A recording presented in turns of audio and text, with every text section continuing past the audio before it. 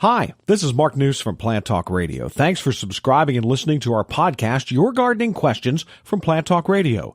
To help keep this podcast free, we're partnering with Stoke Seeds. More than just a listing of vegetable and flower seeds, the Stoke Seeds website is a complete resource center with valuable information on seed starting, planting, and harvesting, plus all the gardening accessories you need to make your garden the envy of the neighborhood. Pre-order your free 2018 gardening guide today from stokeseeds.com, cultivating successful growers for generations. We'll have more to come from Stoke Seeds in the next few weeks. Now, on to today's question. Now, I know, I'm just going to go rule of thumb here. I hear you talk a lot about, people will call in about their indoor plants this time of year. And the two things you talk about most are light and watering. That's and the thing you talk about the least is fertilization. That's right. And there's a reason for that, Mark. It is a sequence of appropriate nature. The light is diminished. It does not matter what lighting you put up. And there are some very, very good indoor lighting systems.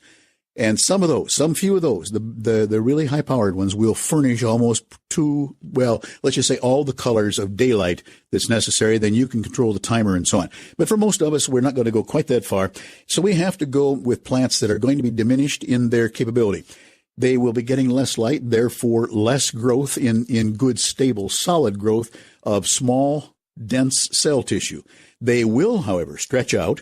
And under the light conditions that are reduced and reduced in quantity of light as well as quality of light and so on, they will stretch. Now, there's a phenomenon here, and I'm not going to go into a 4-hour lecture on plant physiology, but plants' growth is controlled by light.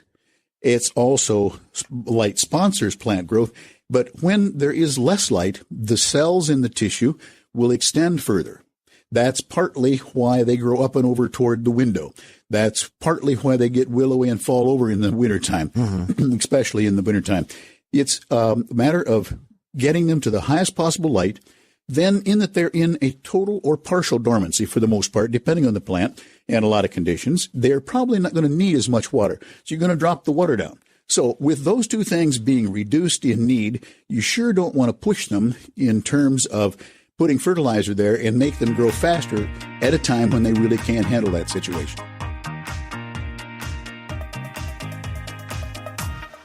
Thanks again for listening to the podcast. If you have a question for Fred, go ahead and email us, fred@planttalkradio.com. And for the best selection of vegetable, flower, and herb seeds available, go to www.stokeseeds.com. Pre-order your free 2018 gardening guide today from stokeseeds.com. Cultivating successful growers for generations.